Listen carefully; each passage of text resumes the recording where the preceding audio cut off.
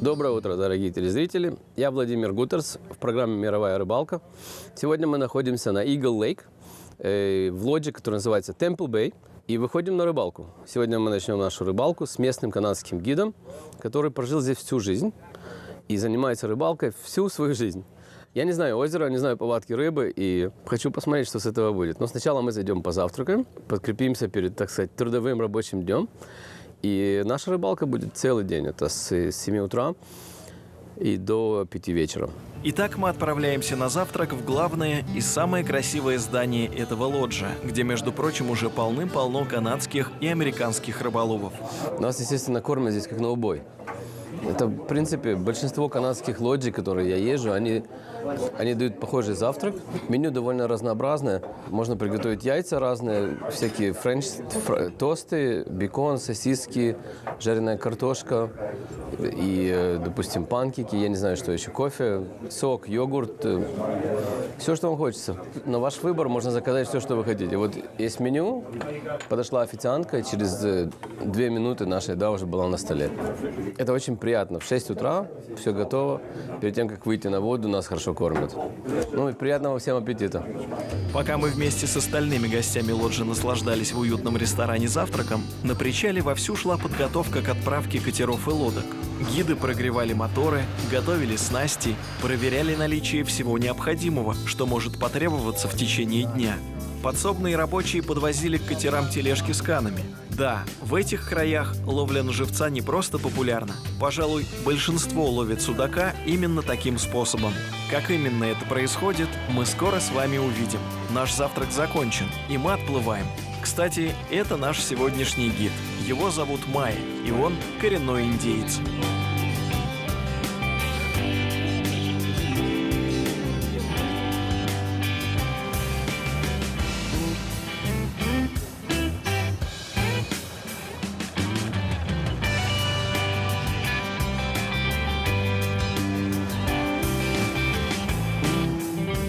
На полном ходу мы несемся по Орлиному озеру в Канаде навстречу новым рыболовным приключениям. Сегодняшний день для нас будет очень насыщенным. Мы постараемся найти и поймать щуку, судака и баса. В том, что это обязательно случится, сомнений нет. С нами 2 опытнейших гида. Также в наших планах обед на одном из островов озера. И в меню обязательно будет что-то вкусное из свежепойманной рыбы. В финале небольшая зарисовка об одном из интересных мест, где нам удалось побывать. А сейчас несколько слов об Орлином озере, на котором сегодня нашей команде посчастливилось оказаться. Орлиное озеро находится в сердце канадского щита. Протяженность водоема 145 километров. Площадь зеркала 276,9 квадратных километров. 409 островов. Протяженность береговой линии 679 километров. Средняя глубина около 7 метров, а максимальная чуть больше 33. Здесь есть окунь, малоротый бас, судак, щука и знаменитая во всем мире щука-маскинонг. Также есть озерная форель, разных видов белая рыба, ну и так далее. Сюда приезжает достаточно большое количество рыболовов, поскольку это не только судачье озеро. Здесь много разных видов рыбы. И если ты выловил разрешенное количество одного вида рыбы, то всегда можешь продолжить рыбалку, сосредоточившись на других. В сезон в среднем нас посещают 1500 рыболовов. Когда больше, когда меньше. И я бы сказал, что 60% из них ловят судака, а 40% предпочитают ловить маски. Целенаправленно щуку маскинонга или маски сейчас ловить нельзя, действует запрет, хотя она все равно может попадаться в прилове. Поэтому мы отдадим предпочтение другим хищникам. Тем временем, спустя 45 минут, мы, наконец, подходим к местам, где и начнем сегодняшнюю рыбалку. Май привез нас на свои секретные проверенные точки, о которых другие гиды и не подозревают. Да и вряд ли сюда вообще доходят лодки с базы. Расстояние совсем не близкое. Первый пункт индивидуального плана Майи – наловить рыбы нам на обед. Кстати, он уже нашел для этого подходящую точку. Он подъехал сюда, и на эхолоте он нашел спад, и он увидел рыбу. То, что он сделал, он бросил H-маркер. Очень многие, наверное, знают по карповой ловле. И вообще, эта штука, она сама по себе размоталась и отметила точку, где сидит судак. И, в принципе, это первая точка, где мы будем пытаться поймать судака. Итак, наши гиды делают первые забросы. Владимир пробует ловить на один из своих любимых воблеров. Май же отдал предпочтение традиционному для местных способу – ловли на живца. И буквально с первых секунд его приманку яростно атаковал смелый судачок. Такой экземпляр, конечно, слишком мал и нисколько не годится для нашего обеда. А вот у Владимира явно село что-то покрупнее.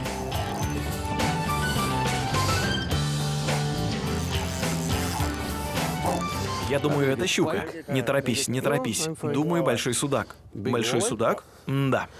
Пока не могу сказать, что это за рыба. Он бахнул меня вообще не на судаковую приманку. Сейчас мы посмотрим, поднимем, потому что рыба подниматься вообще не хочет. Первый бросок, вот то, что говорит наш гид, что первый бросок, который на рыбалке я сделал, и сразу зацепил маски. Маски — это североамериканская щука. Первый бросок на Eagle Lake сегодня, вот мы поймали маски. Нужно время. Я хочу достать эту рыбу. Я очень хочу эту рыбу. А я-то думал, это большой судак. Нет, нет. Пока убери подсачек. Чуть отпусти.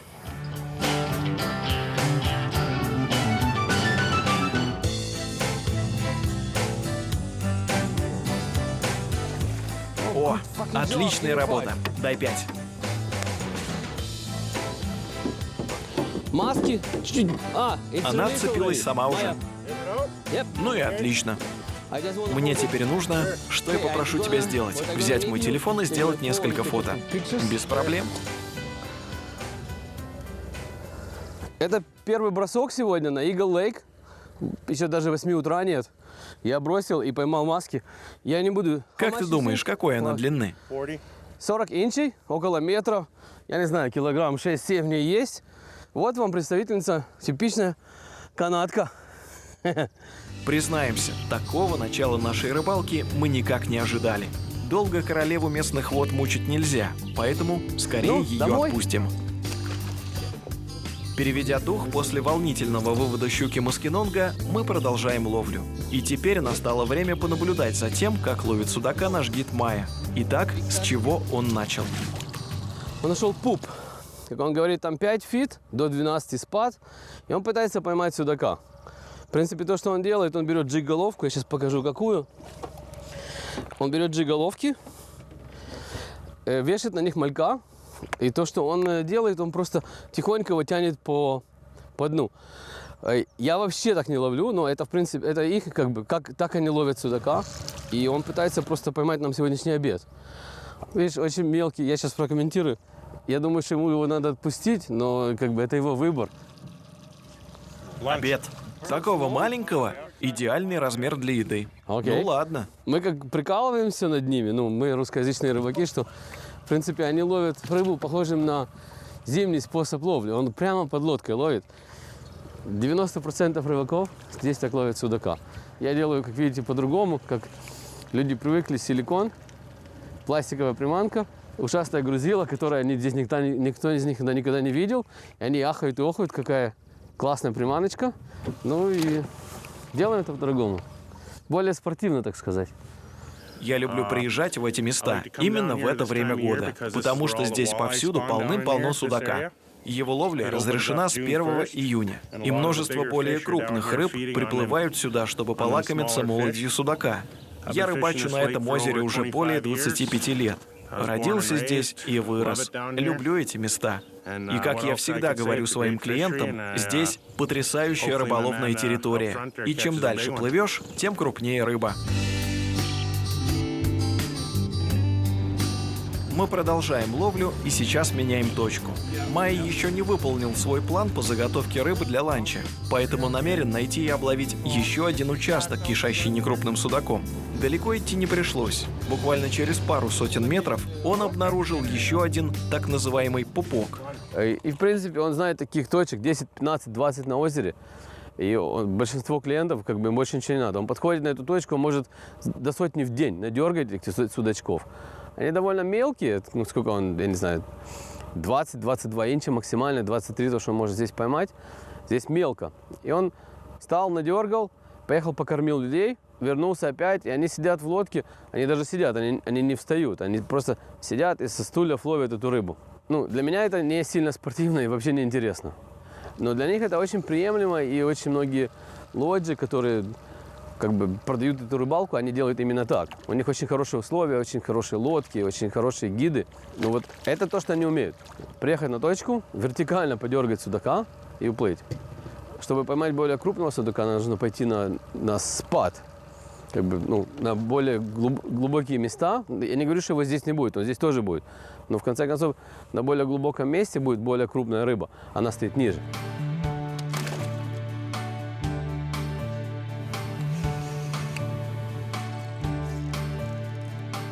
О, вот хороший экземпляр.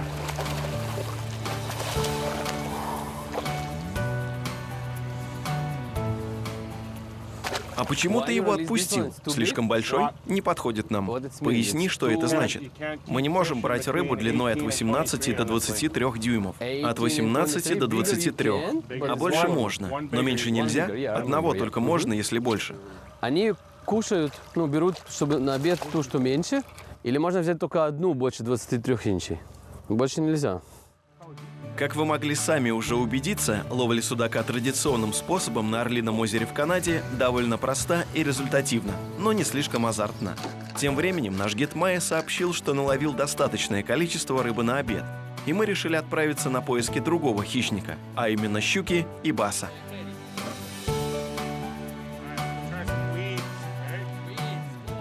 Мы сейчас разговаривали с Майей о том, что где сейчас бас, и в принципе он говорит, и мы сошлись в этом мнении, что вода еще недостаточно теплая для того, чтобы рыба стала поднялась на свои более мелкие места, она еще глубоко. Вчера мы поймали несколько басов совсем на мели, и он говорит, что в принципе это хороший признак, потому что рыба начинает подниматься. Она сидит на 10-15 метрах и сейчас выходит на мель, где она должна быть все лето. Когда вода будет 20-22 градуса, бас уже будет на этих местах, и мы сможем его ловить.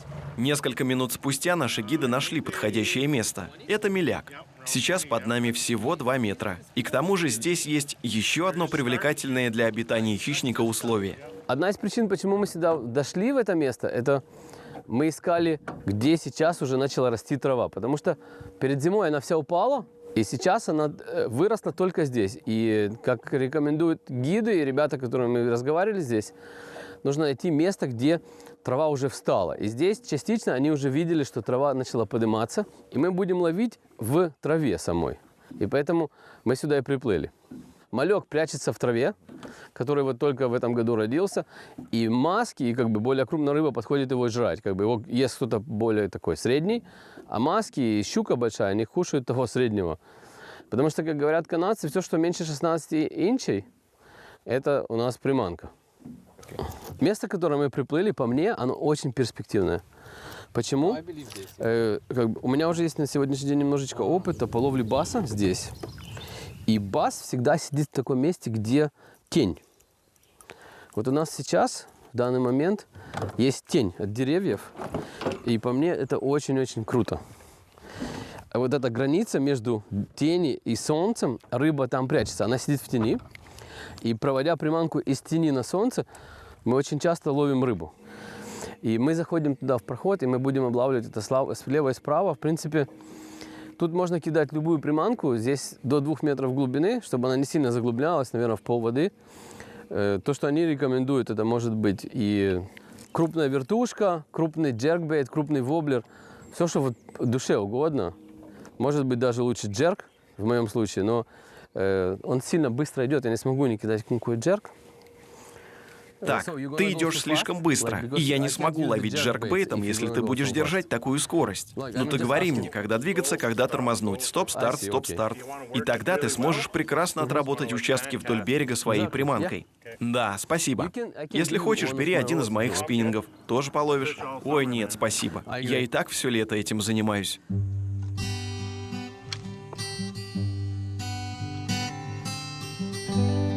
Как бы пару слов о том, что мы с ним оба рыболовные гиды, и мы, в принципе, я что заметил, мы понимаем друг друга с полуслова. Как бы неважно, языковой барьер, не барьер, как бы, но мы действительно, я только ему говорю, как бы там, полслова, и он меня понимает. То же самое в мою сторону. Он мне говорит, и я прекрасно понимаю, о чем он говорит. Да вы смеетесь, что ли? Да я просто поймал детскую щучку какую-то.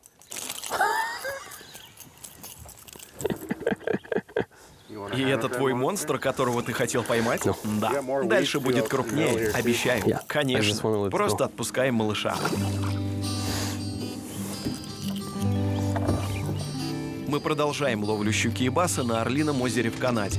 Конечно, наши гиды очень бы хотели сейчас поймать какой-нибудь крупный экземпляр. Но, к сожалению, пока встречаются лишь некрупные щуки. Однако они встречаются регулярно. Поэтому кажется, что не все так плохо. Ну, я вот проводил немножечко, я поймал щучку небольшую на джеркбейт. Нам не нужен подсачек. Так достанем. Нет. Тоже я хотел обратить внимание... Извлеки это, пожалуйста. Take it out. Посмотрите, у нее полный живот. Она полная, и все он жрет. И очень правильный инструмент у него. Большие плоскогубцы, иначе можно без пальцев остаться. При ловле маски, это мелкая щучка, он старается с ней очень аккуратно... Поранилась немного. Да-да. Ну все, отпускаем ее.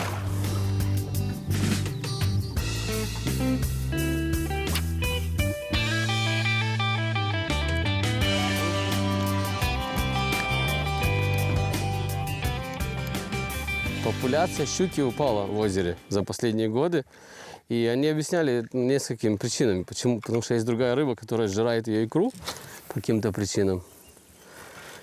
И второе, просто почему-то вода в озере падает, и травы стало меньше, ей труднее размножаться. Ну и там, где икру она откладывает. Но у нас в Виннипеге, где я живу, в любой луже ты кидаешь и ловишь щуку. Это не важно что. Если немножечко умения, обязательно поймаешь щуку.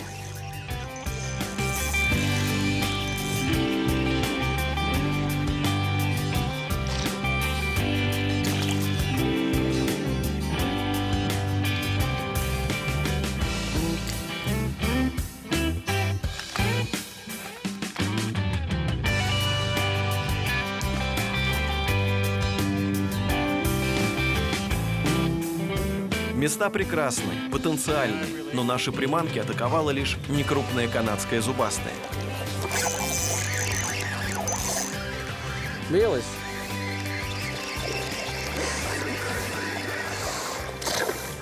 Это вообще нереально. Просто место обалденное, погода классная. И должны быть здесь щуки, которые должны кидаться на это, как ненормальные. Они хотят? Вполне вероятно, что более крупные экземпляры отзовутся позже. Что ж, прервемся на час с небольшим. Подходит время обеда. Сейчас наш катер направляется к одному из островов Орлиного озера. Здесь Майя, не без нашей помощи, конечно же, приготовит обед из пойманного утром судака. Это входит в его обязанности. Но по желанию клиента, шикарнейший обед на берегу озера можно заменить на сухой паёк или на обед в ресторане «Лоджа». Все зависит от настроения и предпочтений рыболова. Итак, Майя занялся оборудованием кухни на берегу, а Владимир тем временем готовит рыбу к чистке. Буквально пару минут спустя в нашем распоряжении оказывается двухкомфорочная газовая плита. А дальше все зависит от шеф-повара, который, кстати, упакован на зависть многим любителям пикника. Чего только нет в этой его походной сумке. Масло, специи, соусы, посуда, свежий хлеб и овощи. Одним словом, все, что может понадобиться на природе. Это очень часто услуга, которую предоставляют местные рыболовные базы. Наш гид, Майя, он все это добро достал из лодки, моет сковородку с предыдущей рыбалки. У него здесь специи, у него здесь продукты. Сейчас он почистит рыбу. И мы ее будем здесь жарить. В принципе, в меню входит обычно рыба, картошка и всякие такие, я не знаю, там хлеб. Но это довольно вкусно, потому что рыба только что поймана нами. Это буквально в течение последних пару часов мы поймали рыбу, она живая. В нашем меню сегодня консервированная фасоль и кукуруза. Они разогреваются в ведре. На сковороде мы обжарим молодой картофель с овощами. Ну и, конечно же, главным деликатесом ко всему этому гарниру станет приготовленное во фритюре филе судака. Майя начинает с картофеля. Он будет готовиться дольше всего. Затем наш гид, а сейчас и шеф-повар, переходит к филе. Владимир тем временем присматривает за гарниром. Только что он мне сказал, что если у тебя нет лицензии на рыбалку оператору, ты не можешь кушать рыбу на ланч. Типа, если менты приедут, у меня есть лицензия, у него есть лицензия. Это вот. Вот таким простым способом филе судака обваливается в специальной приправе для рыбы. И уже совсем скоро оно отправится на сковородку. У нас тут обед, и рыбу готовят в глубоком масле. Он налил много масла, наш гид, и сейчас оно нагреется. Одно время, когда мы это делали, мы даже проверяли температуру масла. Она должна быть 380 градусов Фаренгейт, иначе рыба не получится. Надо довести его до кипения. Но не закипит, оно станет просто очень горячим. И тогда мы только положим рыбу. А сейчас он положит лук, и тоже очень вкусно. Я, правда, не ем, но да. Любишь лук? Ну. Нет. Да все нормально. Ты уверен? Да. Любишь лук? Да. Все русские любят лук. Даже не сомневаюсь.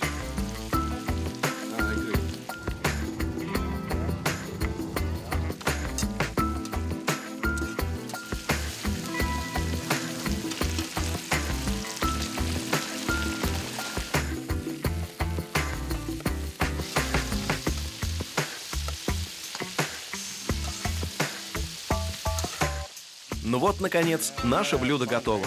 Можно только посочувствовать всем остальным, кто, оказавшись на рыбалке в Канаде, откажется от такого обеда на берегу одного из островов Орлиного озера. Вот мы только что приготовили рыбку. Я хочу показать, как это вкусно. Если честно, это просто нереально. Это даже нереально рассказать об этом. Очень вкусная рыба, которую мы только что поймали, это судак канадский, экологически чистый. Вообще, приятного аппетита. Всем привет из Канады. Ну, так каждый день. Местный гид жалуется, что ему придется до конца сентября питаться вот этим каждый день. Судаком, жареной картошечкой. Я думаю, больше жалуется на то, что ему придется это готовить для людей каждый день. Правда, я ему помогал. Очень вкусно. О том, как продолжилась рыбалка Владимира с местным гидом Майей и каких результатов удалось добиться команде, мы расскажем в одной из следующих наших программ. А сейчас настало время поговорить об одной из канадских достопримечательностей. И причем сегодня она непосредственно будет связана с прекрасной рыбой, которую наши гиды поймали в самом начале программы. Итак, дорогие друзья, мы с вами перемещаемся в небольшой канадский городок под названием Кенора. Он находится на северо-западе провинции Онтарио, в 200 километрах к востоку от Виннипега, где живет наш уважаемый гид Владимир Гуттерц. Городок небольшой, с населением менее 50 тысяч человек. Стоит на берегу лесного озера, на котором мы с вами уже побывали. Постоянное поселение в 1878 году здесь основала всем известная компания Гудзонова залива. Только тогда это поселение назвали Red Portage, что переводится как «крысиный волок». А затем в 1905 году переименовали в Кенору. Когда-то давно здесь жили коренные североамериканские индейцы. Затем в 18 веке на эти земли пришли французы, а позже англичане.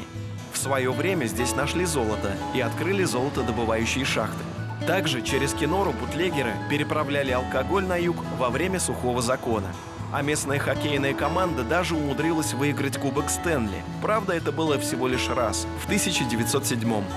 Сегодня Кенора – это туристическое направление мирового значения.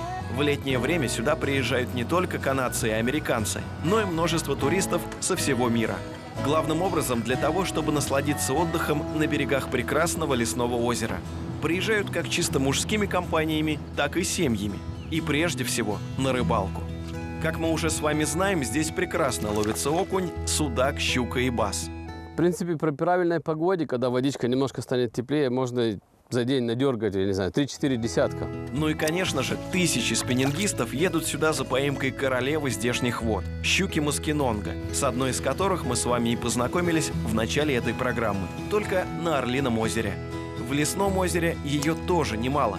И почему мы завели разговор о Кеноре, так это потому, что именно на берегу лесного озера, в черте Кеноры, в 1967 году, в год столетия Канадской конфедерации, была установлена скульптура Хаски да Маски, которая и стала символом города. Люди поставили этот памятник из уважения к рыбе, которую они считают очень интеллигентной, и которой в свое время в этом озере было очень много. Ее и так здесь очень много. Одним словом, если вы когда-либо будете путешествовать по Канаде, то обязательно посетите этот тихий и уютный городок. А если погода и прочие обстоятельства вам позволят, то не поленитесь и сделайте пару-тройку забросов на Орлином или Лесном озере. Вдруг вам улыбнется удача, и вашим соперником на другом конце спиннинга окажется легендарная королева здешних вод – величественная щука маскинонг.